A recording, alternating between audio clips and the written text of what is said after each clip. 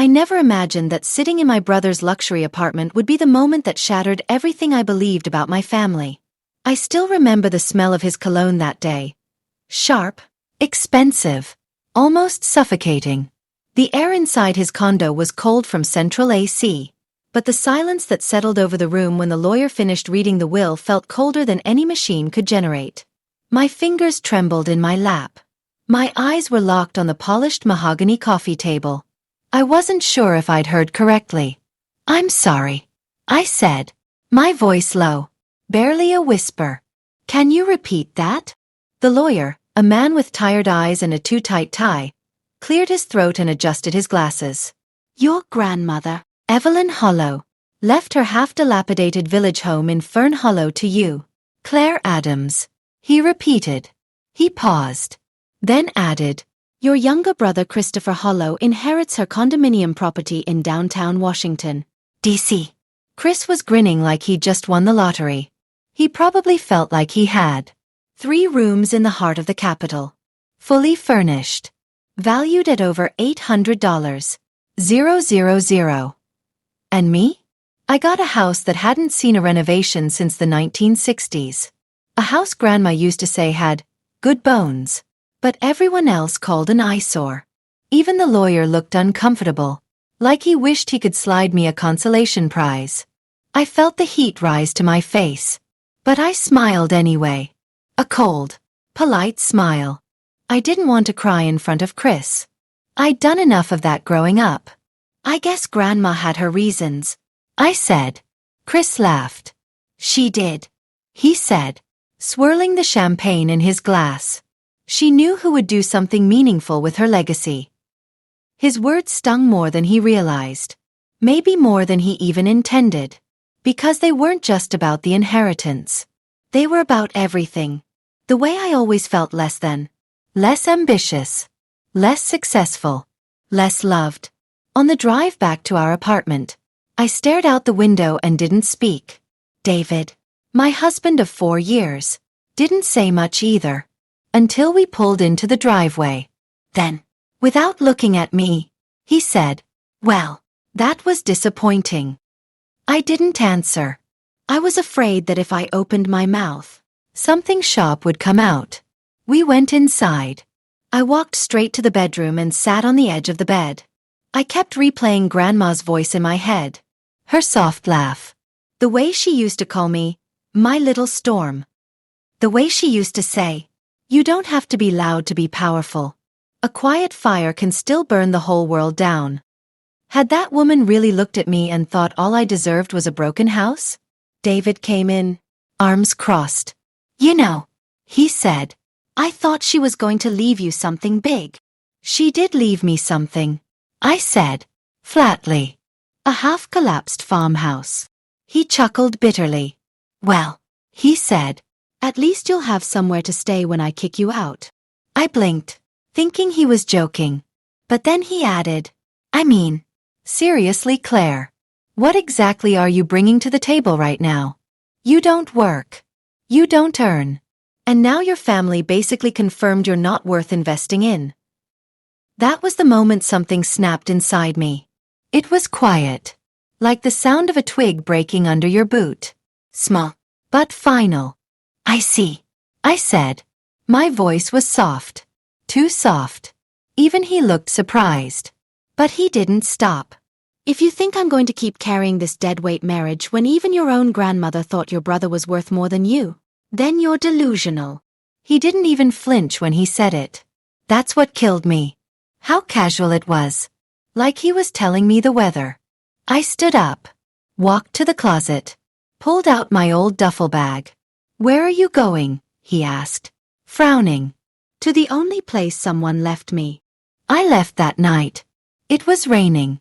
Of course it was. Like the sky knew I was coming undone. I drove through the night with the GPS guiding me toward Fern Hollow, a village so small you couldn't find it on most maps. As the miles passed, my anger grew colder, sharper. It wasn't just about the house anymore. It was about everything. The years I spent silencing myself to keep peace in my marriage. The way I accepted being second to Chris in every family photo. Every conversation. Every holiday plan. The way I had forgotten my own voice. By the time I reached Fern Hollow, the rain had stopped. The air was damp, but clean. The old sign that said "Welcome to Fern Hollow, Population 421" was still crooked. Still hanging on. Just like me.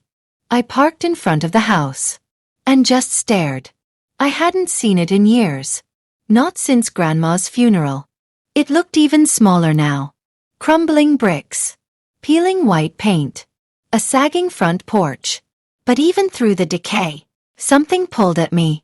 Like the house itself was waiting. For me. I stepped out of the car and walked toward the door. The wind whispered through the trees. I put my hand on the doorknob. Turned it. It creaked. Open. And what I saw inside made me stop breathing. The first thing that hit me when I stepped inside was the silence. It wasn't the kind of silence that feels empty. It was full, thick. Almost alive. Like the house had taken a deep breath the moment I crossed the threshold and was now holding it. Waiting to see what I would do. The air smelled like dust. Old cedar. And something faintly sweet. Lavender. Maybe. The scent clung to the walls like memories. And for a long minute, I just stood there. Frozen on the threshold of the past. The entryway was dim. A single bulb overhead flickered like it wasn't sure if it wanted to stay alive. I reached for the light switch. But it clicked to nothing. Of course. No power. The wooden floors creaked beneath my boots as I stepped forward. My suitcase wheels squeaked slightly as I dragged them behind me like dead weight. Every inch of the house felt like it had been frozen in time. Abandoned. Yes. But untouched in a way that made it feel like Grandma might walk in at any moment. There were still photos on the walls, though the frames had gathered a thick layer of dust. A photo of me at age 12, standing barefoot on the porch. One of Chris at 15, grinning with a football under his arm. And another of Grandma, wearing her favorite purple scarf, her silver hair tied in a bun, her eyes sparkling like she was hiding a secret she might never tell. The farther I walked in, the more the memories hit me like a wave. The living room. The fireplace where she used to tell me ghost stories. The kitchen with the green cabinets she refused to paint over, saying, "Real charm doesn't come in stainless steel." Even the crack in the ceiling in the hallway. It was still there, shaped vaguely like a heart. I had forgotten how much of me lived here. How much of her lived here. And how much of my strength had always come from this place. Even if I didn't realize it back then. The house wasn't just worn down. It was wounded. I could feel it in the walls. But still, it stood. Just like me. I didn't even unpack right away. I dropped my suitcase by the front door and wandered room by room, breathing everything in. Some of the doors wouldn't open. One was blocked by fallen beams. Another had a doorknob so rusted I was afraid it might crumble in my hand. But one room, her bedroom, stood exactly as I remembered it. I pushed open the door gently, like I was scared to wake her. The scent of lavender was stronger here. Sunlight spilled through the window in soft stripes, landing on a bed that was still made. The quilt was faded but folded neatly at the corners. Her old rocking chair sat by the window, draped with the shawl I gave her the Christmas before she passed. And on the small desk under the window sat a wooden chest. I stared at it for a long time before moving. The chest was carved with vines and stars, symbols I remembered her drawing in the margins of her recipe books, doodling on napkins, scratching into the soil when she worked in the garden. Magic symbols, she used to say. Little protectors. People laugh when I call them spells, she once told me. But you'll see, Claire. Everything has meaning when you're paying attention. I knelt beside the chest and slowly opened the lid. Inside were letters. Bundles of them, tied with twine. A journal. A small velvet box. And on top of everything, a sealed envelope with my name in her perfect cursive. Claire. My breath caught in my throat. Hands trembling. I opened the letter. My dearest girl, if you are reading this, it means life has tried to break you, and you've made your way back to where your real strength lives. I know this house isn't much right now. I know it looks like the world forgot it. But it hasn't. And neither have I. I didn't leave you the condo, Claire, because that life would have trapped you. I left you something that breathes. This house holds more than walls and memories. It holds your roots, your fire, your magic. You have gifts you've buried. You have a voice you silenced. But here, you will remember. Follow the signs. Trust your hands. And don't be afraid to begin again. You are not broken. You are becoming. Love always, Grandma. I didn't realize I was crying until a tear splashed onto the paper. I pressed it to my chest, shaking. How did she know? How did she always know? I reached into the velvet box and found the necklace. It was unlike anything I had ever seen. Silver chain, holding a stone the color of deep ocean. Blue, but glowing faintly from within. I turned it in the light. It seemed to pulse gently, almost like it had a heartbeat. And for the first time in weeks, I felt something that resembled peace. I wore it that night as I curled up on the dusty bed. The sheets smelled old, but they smelled like her. And for the first time in a long time, I slept without fear. The next morning, I started cleaning. It wasn't easy. The water barely ran. The heater coughed like an old man. The windows were cracked. But I worked. 4 hours.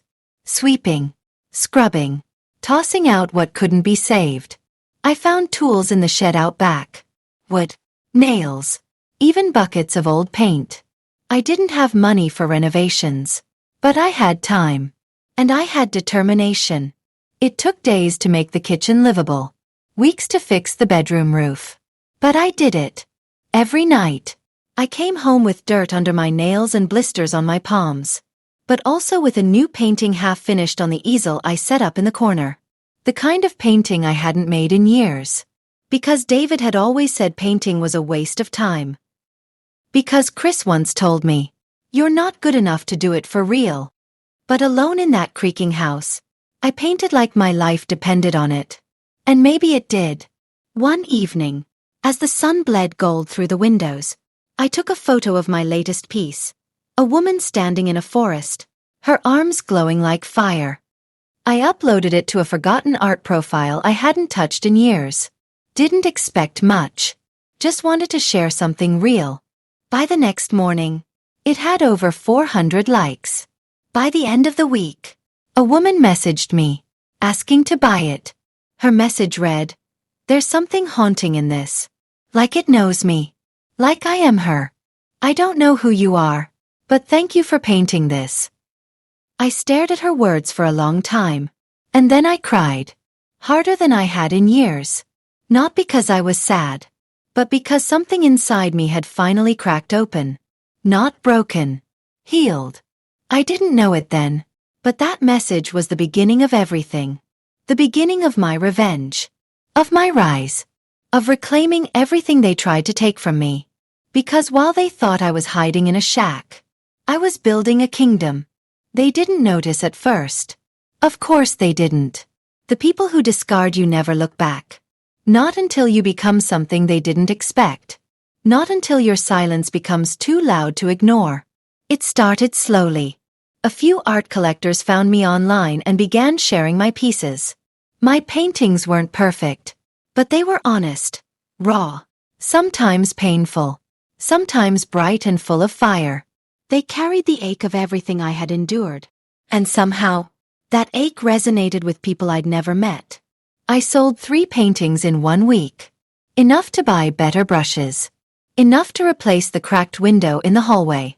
Enough to believe in myself just a little more.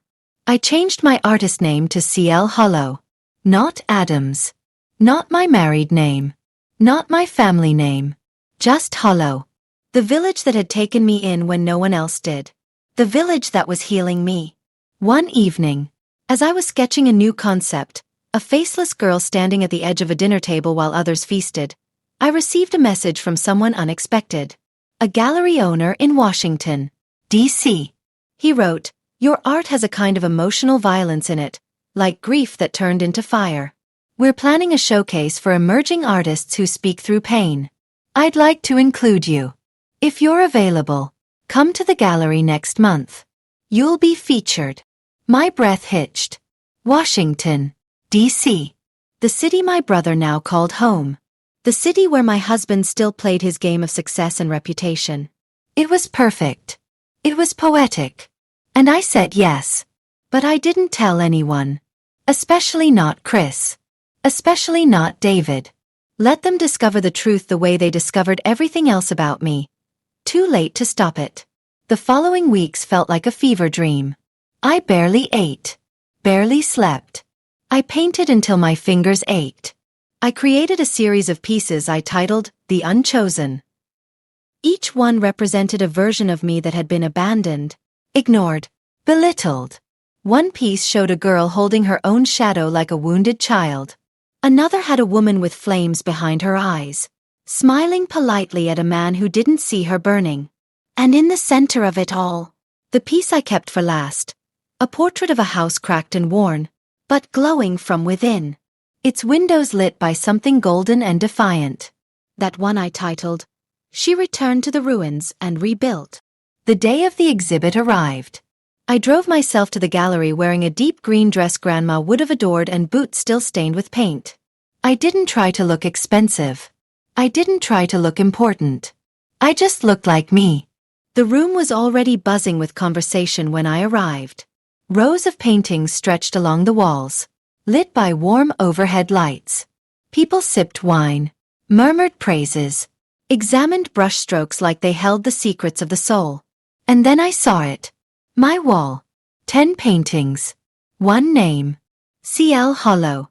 I stood in the corner quietly, watching people react to my work. Some paused longer than others. Some tilted their heads, drawn in, trying to decode something personal from what I had released.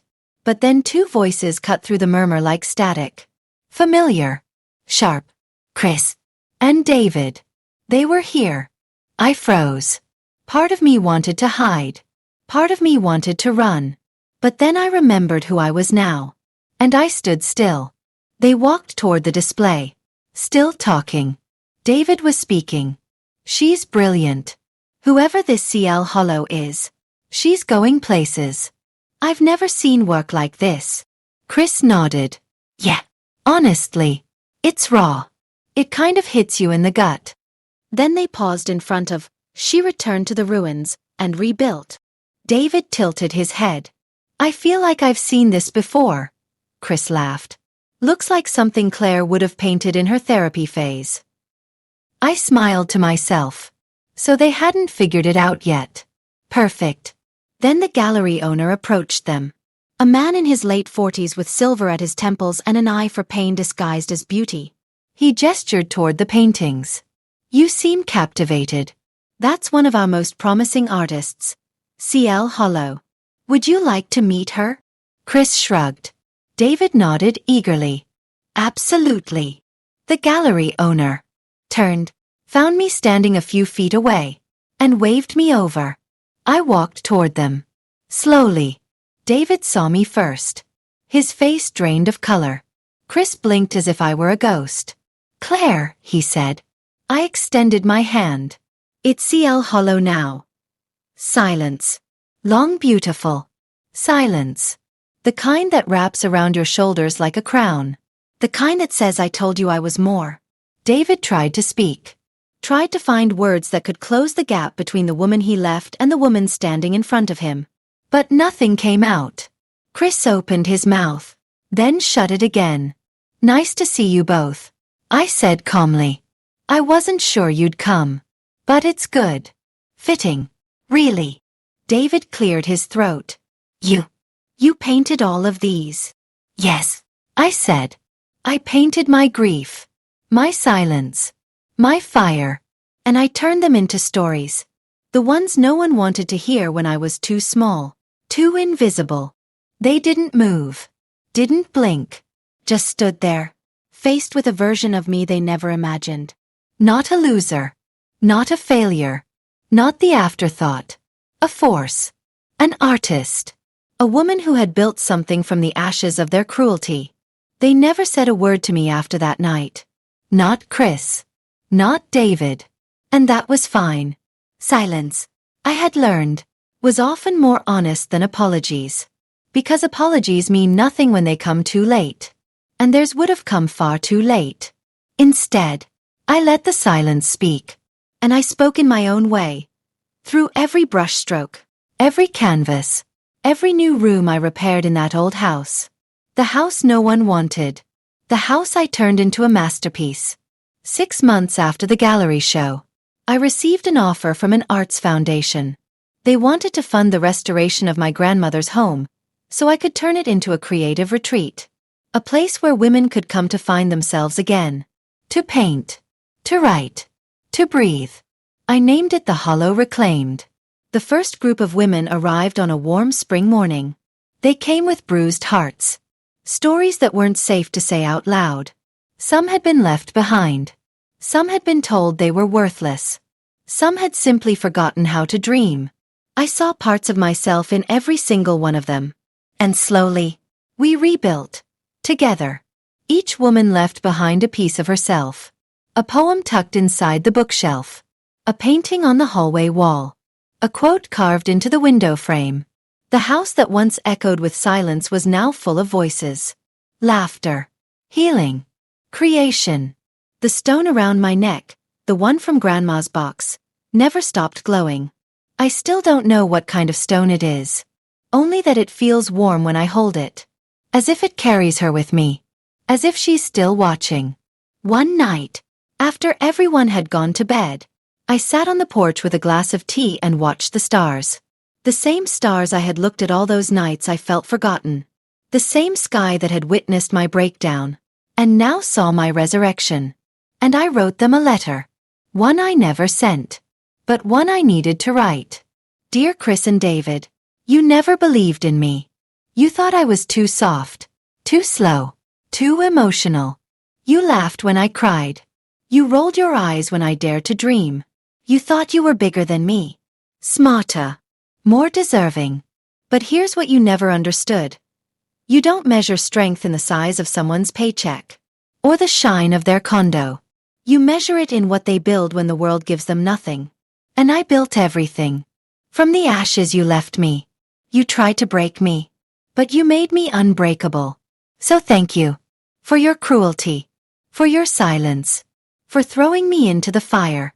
Because now, I am the fire. Sincerely, the woman you couldn't destroy.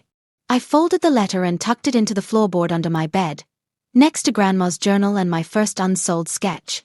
I didn't need to send it. I had already lived it. They'd felt it that night in the gallery. They'd feel it again every time my name showed up in an article, or a gallery, or whispered through the lips of a stranger admiring my work. My revenge was never loud. It didn't come with screaming or broken plates. It came with becoming. It came with rebuilding. It came with standing tall in the place they left me to crumble. A few weeks later, I received an unexpected envelope in the mail. No return address. Inside was a photograph. A picture of David, alone at a dinner event we used to attend together. And on the back, scribbled in familiar handwriting, were 4 words, I see you now. I smiled, folded the photo, tossed it into the fire, because I didn't need to be seen by him anymore. I had already seen myself. And that was enough. The woman who had been left with a broken house now had her name etched into gallery walls. The woman who had been called a loser now ran an artist sanctuary. The woman who had been tossed aside now held out her hand to others walking through the fire. And that was the greatest revenge of all. So let me ask you this. Have you ever been cast aside by people who were supposed to love you? Have you ever been told you weren't good enough? What did you do with that pain? Did you shrink? Or did you rise? Because maybe your story isn't over yet. Maybe, just maybe, this is where your fire begins.